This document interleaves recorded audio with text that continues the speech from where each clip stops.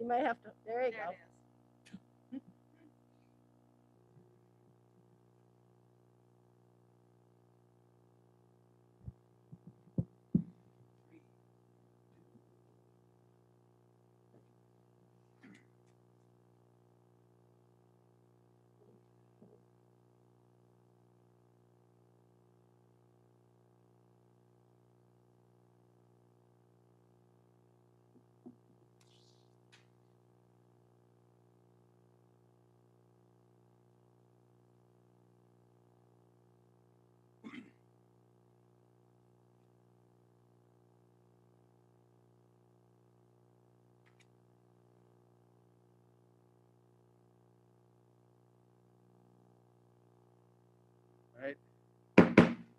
All right. Meeting's called to order. For all those who would like to join us, stand for the Pledge of Allegiance and followed by a moment of silence. I pledge allegiance to the flag of the United States of America and to the republic for which it stands, one nation, under God, indivisible, with liberty and justice for all.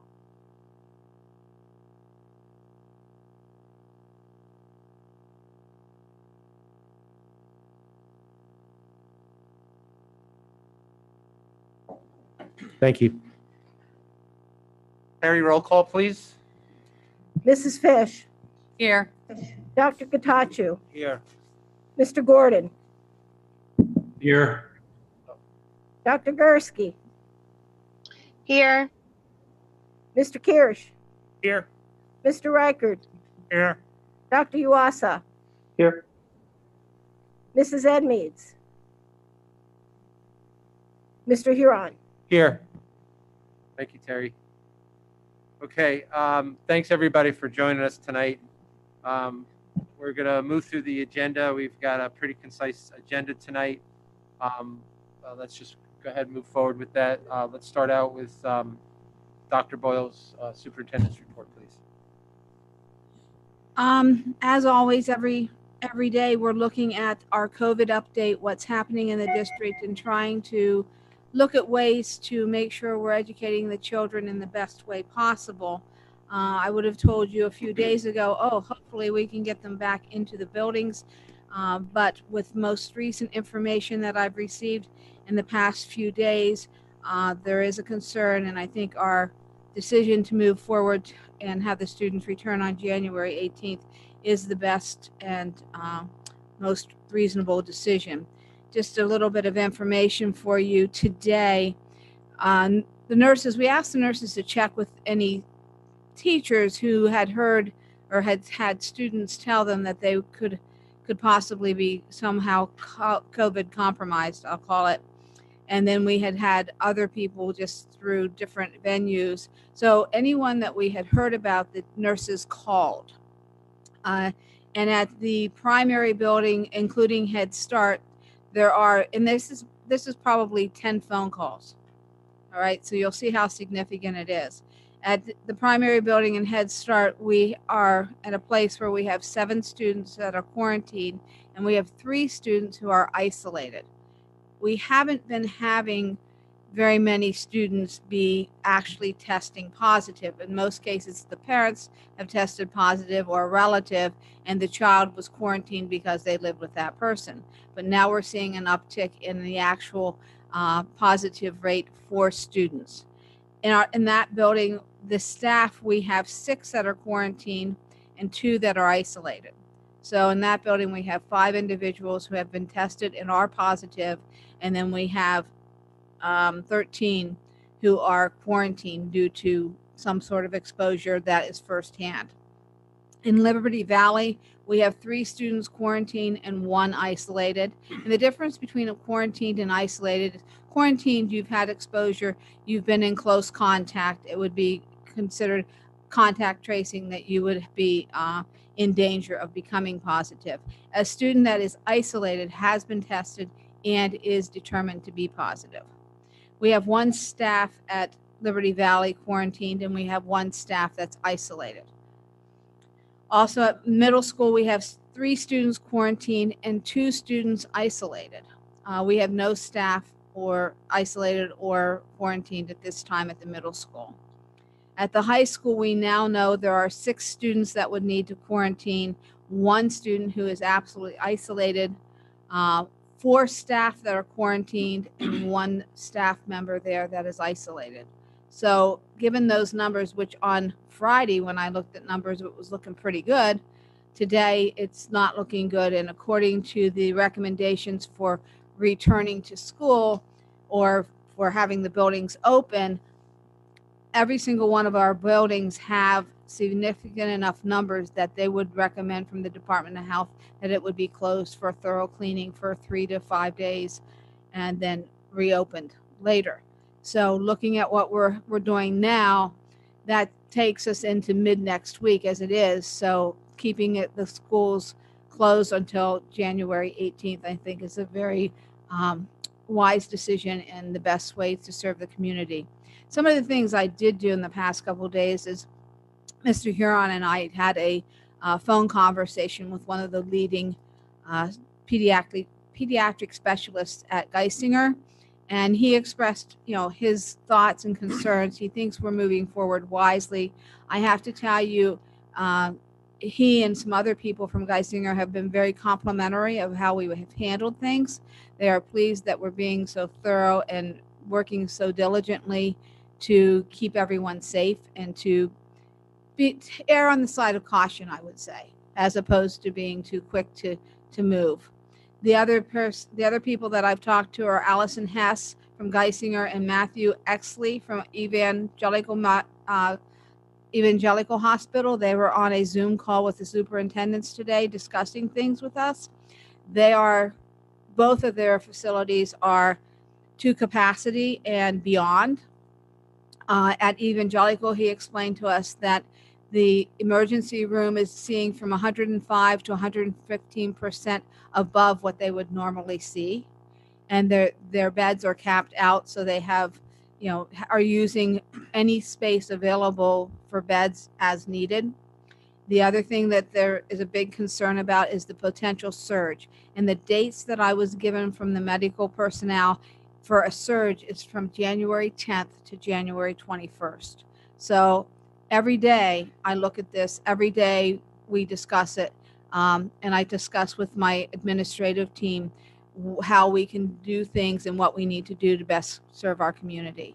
So at this time, we will maintain, my recommendation is we maintain the schedule as we have currently have it, January 18th for the return date for students. Okay. Thank you, Ricky. And I have a few things to add or to share of what Ricky said. The conversation we had with this doctor at Geisinger, as Ricky mentioned, was very much in line with telling us that everything that the data shows gives great pause and concern regarding a potential spike, and that's based on data that has been captured at Geisinger.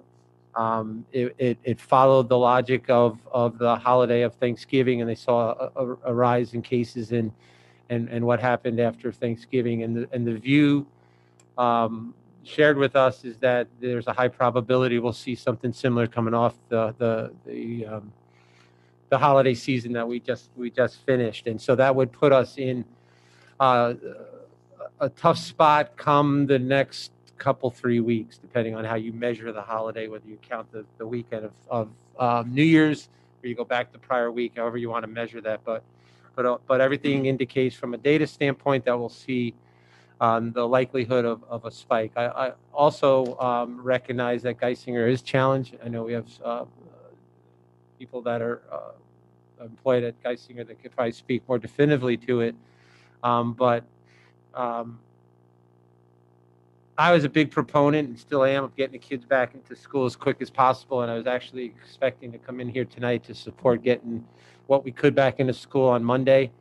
But after that conversation yesterday and looking at the numbers and looking at the logic, I've kind of changed my position to thinking that we've got a calendar that we've put out to families, that we have things for everybody to plan around. coupled with the science and the data and the projections that we were told, there is a high probability we'll see another spike here in the next few weeks, and that perhaps the week of gain by moving back a week in the schedule doesn't have the same value as taking the data and making decisions on the data. So I'm supportive of maintaining the schedule of bringing the students back on the 18th. I would also like to offer up to the other board members to share in this conversation. I know that we've kicked things around and there's been some discussions, but I wanted just to reach out to the rest of the board to see where you guys feel with regard to that current plan and calendar. So just open up the floor now for some discussion. Yes, sir. Yes, So, Dr. Yu. Given what I see at Geisinger, I think, and also how the prevalence of the disease is pretty high in this area, or the incidence, I completely support that idea. But also, while our kids are doing their virtual lessons, I would like to congratulate and thank you so much for the teachers. I have heard from different families. This is the first time, actually, most families, including myself, have witnessed our children engage with the teachers. They usually in an entirely different world, and they come back. But this time, we were able to witness them, and I just want to say thank you to them. The interaction is great. The teachers care. They're passionate about what they do. So it's kudos to you. Yeah, and I do want to say that the teachers do want the children back in the classroom. They are in no way pushing for keeping kids out. That comment I've heard in the community. But the reality is they would like them back here as soon as possible as well. Okay, thank you, Dr. Katachu. Anybody else want to share their thoughts on this situation? I guess I have a quick question. So even though we haven't been in school, we couldn't open the school with cases that haven't intermixed in school. We could open, but because those cases, because of what I'm seeing with the data, the probability once we open, those other cases would be walking in the door that we don't know about. Right. So then we get shut down quickly, for yeah. 3 to 5 days, or up to 14, depending on Right. numbers. Right. I guess my concern is this isn't going to stop anytime soon. Right. And I understand the data from Thanksgiving and certainly understand the data from Christmas, but we push it a week. If it's worse again, we're pushing it 2 weeks after that. And then there's some other holiday weekend that happens or whatever, or spring break or whatever. I mean, it becomes at some point, and I haven't really decided where I sit yet, to be honest. But just kind of playing devil's advocate is we're in a healthcare based town. Not good, bad, or indifferent, but just we're constantly going to be seeing what's the next thing coming. So I think maybe as a board, we need to decide, my personal opinion, what that benchmark is when we make a decision, maybe what do the numbers look like locally? Where, because we are just going to be constantly, well, now the next thing's coming. And I certainly don't want these kids out of school any longer, and I don't think anybody here does either. But how do we get them back as fast as we can, as safe as we can? And that's the crux of the problem. At this time, the January 18th date is the date. Right. Okay. But if we have that flare we had after Thanksgiving, we'll have to That's reassess. what we're covering with these till the 18th. We're covering that flare time, so Okay. to speak. Thought I saw the 21st in here or something. Yeah, that was Yeah. something that was said by one of the personnel. Okay. Not sure. Okay. No, I think I agree that this is a constant chase. It's an ebb and flow. I also think that in this particular case, where we had two significant holidays, and I recognize that the other part of Thanksgiving includes, opening day of hunting season. There's lots of things that revolve around that. in this part of the country and stuff. The logic and data points that we're inevitably going to see some spike. So I'm with you on the logic, and I'm not trying to say you're right or wrong. I just challenge the thinking that when do you make the move?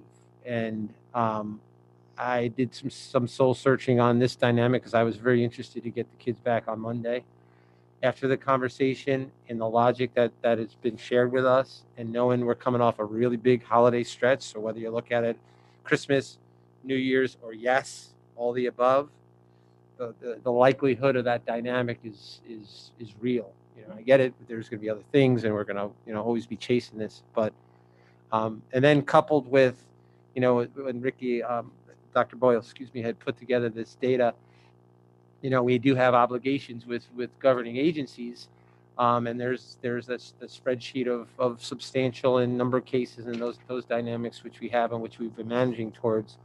Part of the concern in this is if we know this is what we do know, if you will, like Dr. Boyle said, there's the ones we don't know. Like these are the ones we actually came upon, explored, asked the questions, got the answers, and we're able to tabulate how much is out there that we don't know. So that's the challenge, as we all know, of chasing decisions is making decisions based on the best information you have or some historical information. So, but again, that's just a view. I again open it back up to the rest of the team. This is a very uncharted territory, so it's very difficult to do some kind of prediction. I also came today to support opening the school on the 11th. I didn't know all this is coming out, but I know the background story. I know how things are going, and I don't think we can predict how we're gonna do 2-3 weeks from now. I don't even know whether we can decisively say we're gonna open up on the 18th, right, on Monday. But that's what we're hoping to do. And the ripple effect is not only that we have teachers infected, and also one teacher infected is a huge impact in the whole education system. And I think we had to try to minimize that. That's how I see it. While on the other side, I know how my children are eager to come back, and I wish there was a time that they can come sooner than later. Okay. Anybody else? Daryl, anybody virtual board members like to share their thoughts on this subject? Yeah, I will. I'm in favor of moving the Act 80 day to January 11th and having the kids return on school January 12th with the hybrid model. Okay. Thank you, Kyle. And I would like to see this go to a vote one way or the other so we can see where everybody stands on this. I just don't think it should be what Ricky and Chris think need to happen on the 18th. I think the whole board should have a vote on it and a say on it. Okay. Okay. We can do that, Kyle. And before we move in that direction, I just offer it up to, I think, Corda, Dr. Yuasa, and Jen, are you out there? Do you want to share your thoughts on it?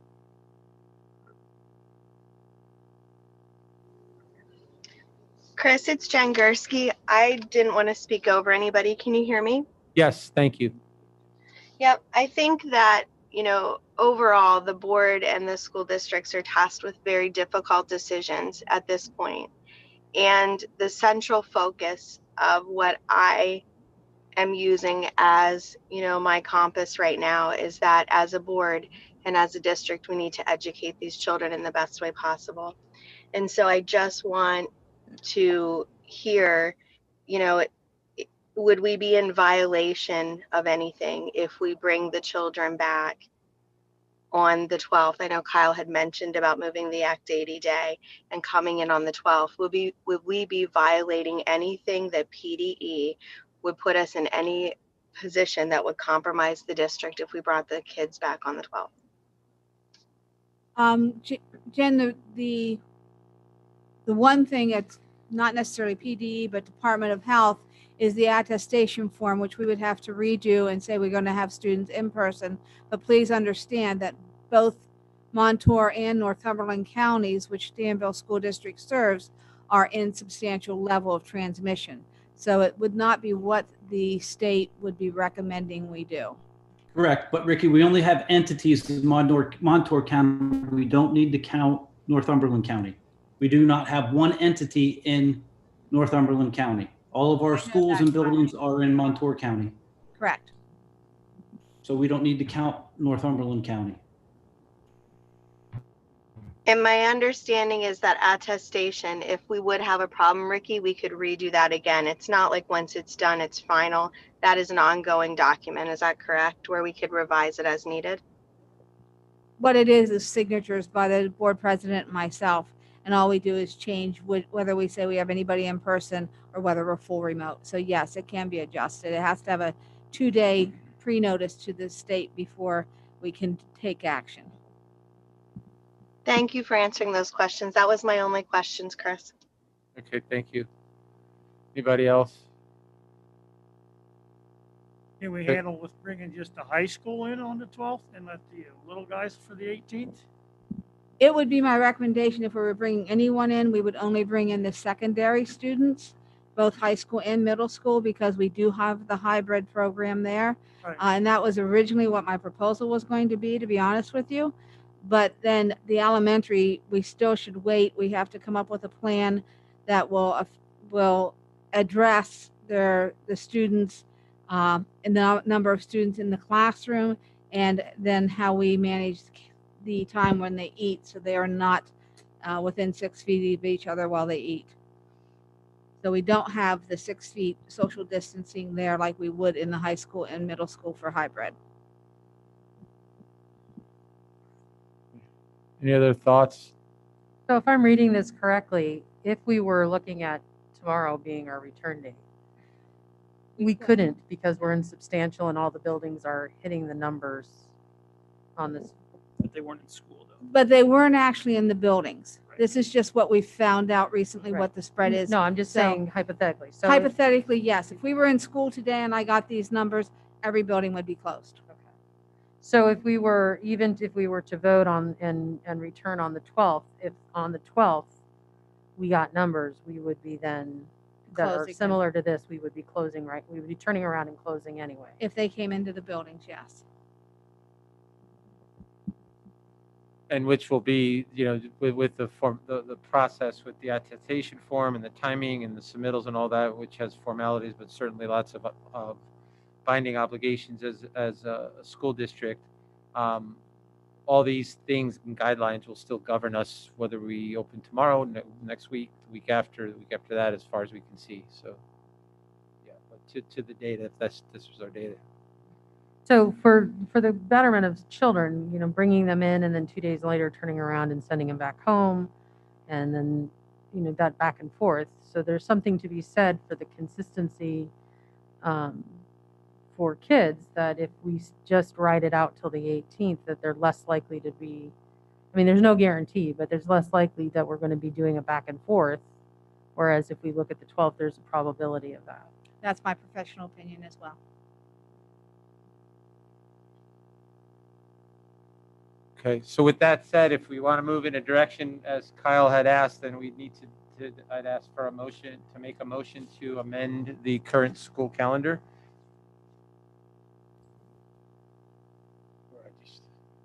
Yeah, okay. Well, I'm sorry. Let me retract that a moment just to get the formality of the process.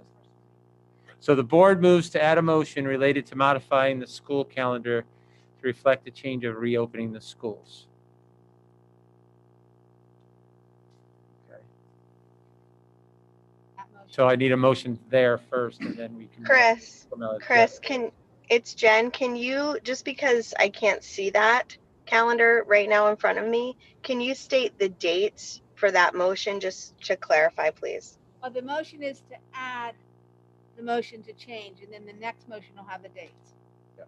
Okay, so the dates would be, as Kyle said, for secondary schools, for the Act 80 day to change from the 22nd to the 11th, for the secondary schools to return on the 12th, and for the elementary schools to return on the 18th. Okay? The first step is to make a motion to, as I read a moment ago, and then we could talk about the dates. Would that, if the high school came back and stuff, that'd be every other day during the alphabet like it was prior? Yes, both Yeah. of them will be hybrid. Do I need a motion to, want to reread that? May reread that, please. Sorry about the formality, just getting my head around some of that. Apologize for that part. So the board moves to add a motion related to modifying the school calendar to reflect the change of reopening the schools. So we need that motion first to move in that first step to then to get to the substantive one. Do I have a motion? I'll make that motion. All right, Kyle, do I have a second?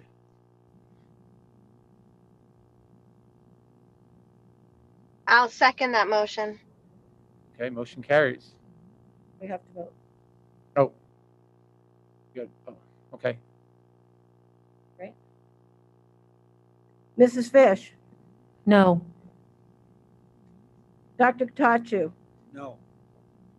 Mr. Gordon, Yes. Dr. Gursky, Yes. Mr. Kirsch, Yes. Mr. Reichert, No. Dr. Uasa, Yes. Mr. Huron. Yes. That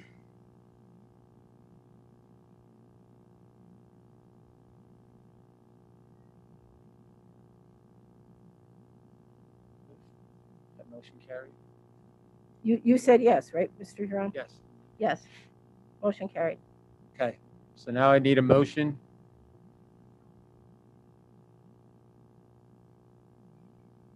And then add it after the public comment? Okay. Okay.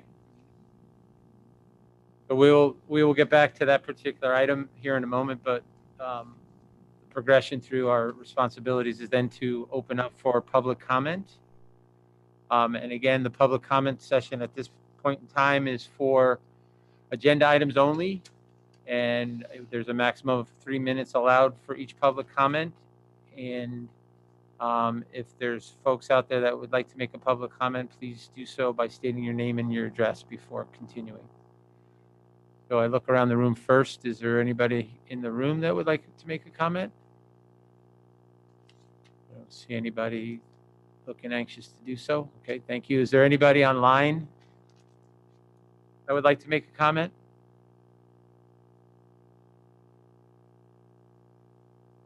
There is.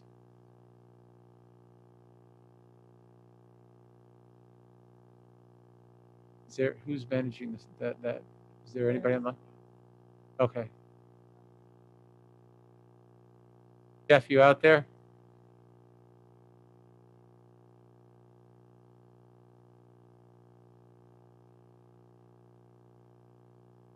Okay.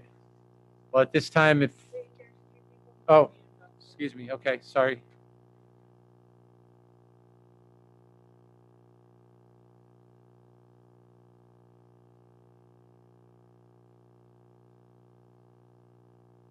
Okay. Hello. Oh, there we go. Yes, my name's Glenn Heffelfinger. I live at 720 East Front Street, Danville, Pennsylvania, 17821. I got into your meeting a little late here, so I really didn't catch everything that was going on, but I see what you're doing is amending when the schools go back, or when the kids are going back to school. My daughter is already on the bridge thing, so she won't be going back anyhow. But I see you're pushing it back a little bit, a week or so, I think is what I heard it. You said that you're going to try to do. With the cases that's in this area, do you really think that a week's even long enough to even think about that? When I'm looking at the news and I see cases of 189 from Montour County, I mean, that's getting pretty bad when you're talking about Montour County, which is the smallest county in the state of Pennsylvania. You know, our population isn't that big. And I also heard somebody here, I didn't catch all of it, but I also heard somebody say here something about, well, we don't have to worry about Northumberland because our schools are all in Montour County. But yet you have students coming here from Northumberland County, which Riverside's in, and we have students from the Riverside area coming into our school district. So you kind of got to look at that a little bit too, you know, that their cases are being very high. So how do you know you're not pulling that into our school system? I mean, I'm not quite worried about it a lot myself, because as I said, I have my daughter on bridge, and there's no way in the devil I'll ever send her back to school if this going on the way it is. I have to worry about my family. My family comes first. Unfortunately, I'm compromised, and so is my other half. We have to be very careful. If we catch this, we're done. So, you know, I'm just looking at, maybe you ought to rethink this and try to, you know, watch the cases a little bit more, because our cases are going up. And it's even been said that our cases are probably going to get a lot worse once this Christmas and New Year's crap catches up to us. That's my comment. And I thank you. Thank you very much. All right, we have another public comment. Nikki Apple, go ahead and unmute and state your name and address, please.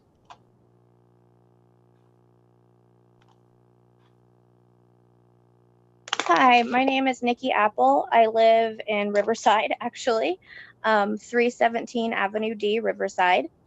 And I was just wondering if we do bring, whenever we do bring the kids back, is there any considerations for the special education students? I know many other districts are bringing in their special education students with IEPs more than the regular students, if possible.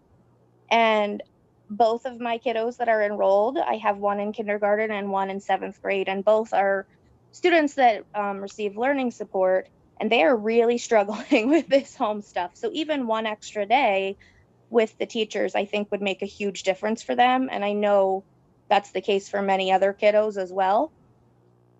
So I just wondered if that is something that has been discussed or considered whenever they do go back.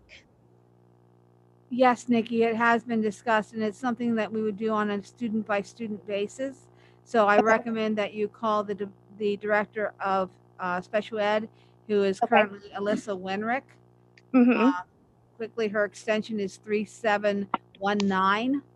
Okay. And then discuss that with her as well. But yes, it's been discussed, and from my special education background, I understand totally where you are. This has been very right. hard. So I thank you for your patience. All right. Thank you. Okay, thank you. We have another public comment. Jeffrey Emanuel, go ahead and state your name and address, please, and unmute. Hi, Jeffrey Emanuel, 966 Kathleen Circle in Riverside. The only thing that I would ask the board to consider when you're making your next motion and decision is the impact on the families. You know, I've reworked my work schedule and everything to allow me to work from home and things like that. And I have amazing job that allows me to do that. But, you know, I know that then the 18th is my planned day to start to go back to something related to normal, related even just to my work and with the kids. So if you're thinking about flipping it now to the 11th or the 12th, and then the school ends up shutting down for 3 days because of our substantial spread that's going on, you know, that causes additional disruption to the families when we've all kind of made the plans to have our kids home learning successfully virtually through the 18th. I just think to add another, you know, possible shift, even though it's well-meaning, could cause additional burden to families that are already struggling right now. So that's my comment. Thank you very much. Thank you as well. Any more public comment, please raise your hand. No more online public comment. Oh, there is a person here in the meeting room. Greg Engstadt Williams, I'm a high school teacher. I appreciate you guys having this meeting and discussing this. My one concern with coming back early, and believe me, I do want to get the kids back, but I know like with the sports starting back up, our basketball team has 4 games in 5 days traveling to all over, different communities. And with those kids coming back into the school, I mean, that's kind of worrisome for me, as well as the, all of the wrestling tournaments and everything else that's going on. We're sending these kids out into other communities, and then I'm inviting them back into my classroom and taking everything they bring back home to my family. That worries me a little bit. Thank you.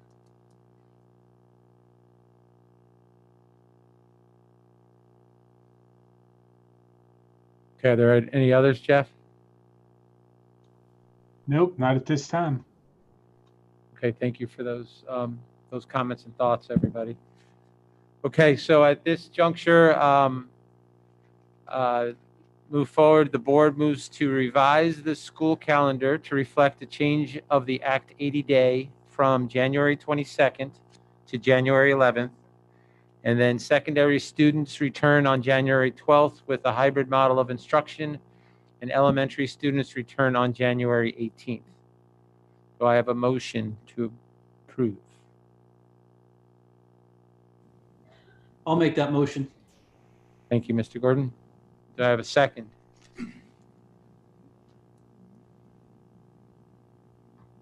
I'll second that motion. Okay, thank you, Jen. And we'll do a roll call vote. Right? You ready, Terry? Roll call, please. I will be in a second. Okey doke.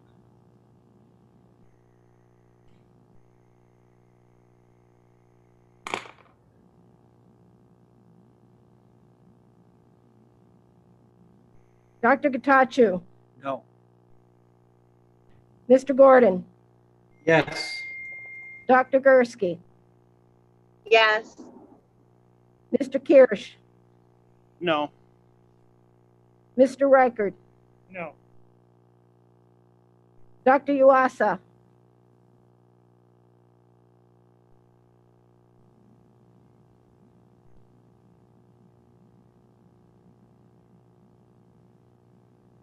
Dr. Yuasa, No.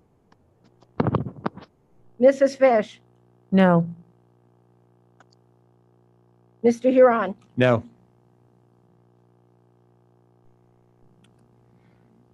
Okay. Motion does not carry.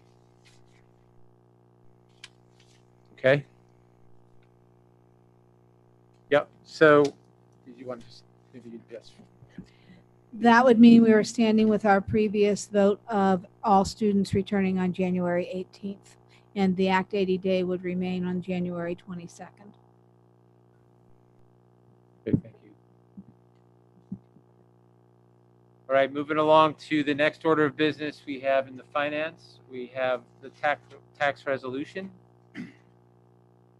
And, excuse me, the board will take action to approve the resolution not to increase real estate tax rates above the Act 1 index for the 2021 to 2022 school year as presented.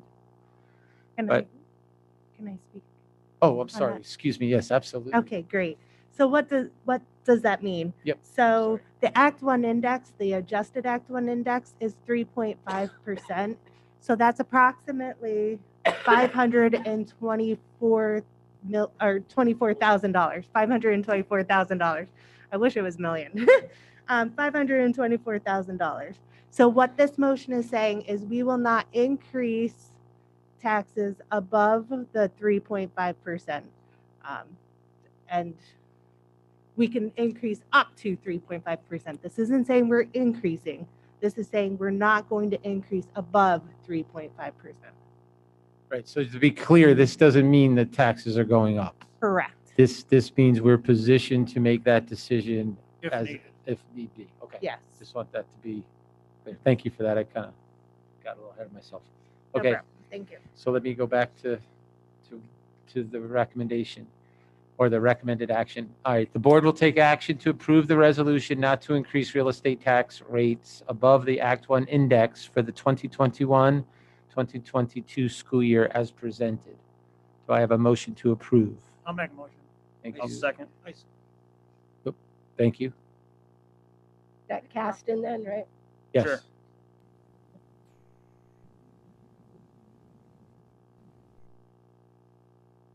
Mr. Gordon, Yes. Dr. Gursky, Yes. Mr. Kirsch, Yes. Mr. Reichard, Yes. Dr. Uasa, Yes. Mrs. Fish, Yes. Dr. Gatachu, Yes. Mr. Huron. Yes. Motion carries. Thank you. Okay. The only other item we still have yet today on the agenda is an opportunity for further public comments. So I open that up to the community and others. Is there any other public comments at this time? I don't see any hands in the room. So Jeff, is there anybody, or Bobby, anybody online that would like to make another public comment or a public comment? Please raise your hand if you would like to make public comment. We have a public comment. Okay. Please state your name and address, please. Yes, hello, this is Anna Marie Bennett, 864 Cameltown Hill Road in Danville.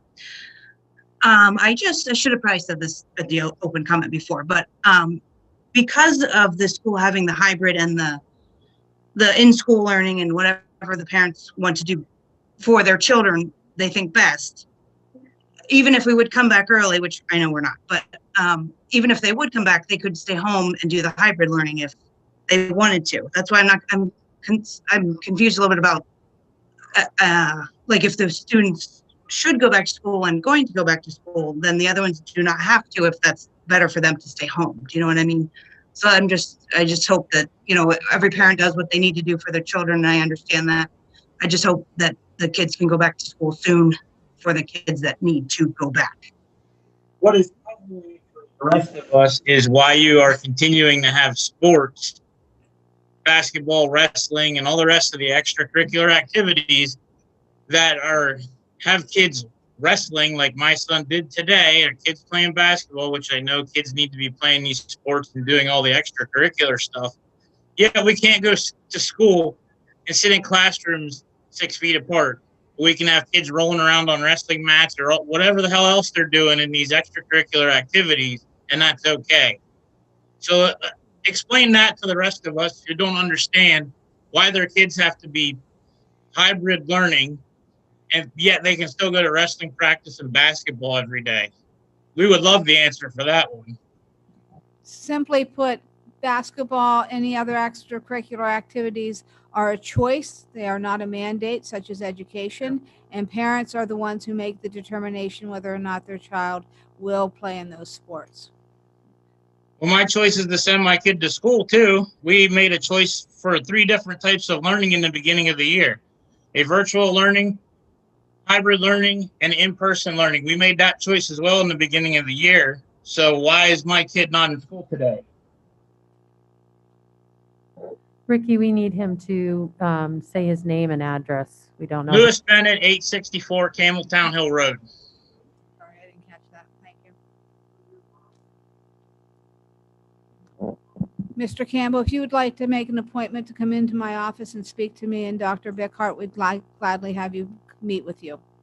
Sure, Mondays. I'll pick a Monday. I'll be in. Lewis Bennett, pick a Monday. Please call the office and make the arrangements. Thank you. No problem.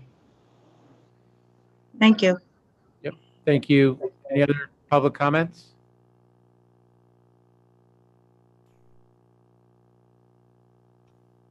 No other comment at this time. All right. Thank you, Jeff. Any other comments from the board? Any other things that we'd wanted to touch on here? Anybody? No?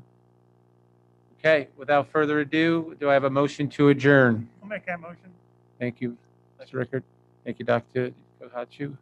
All in favor, say aye. Aye. Aye. All opposed, say no.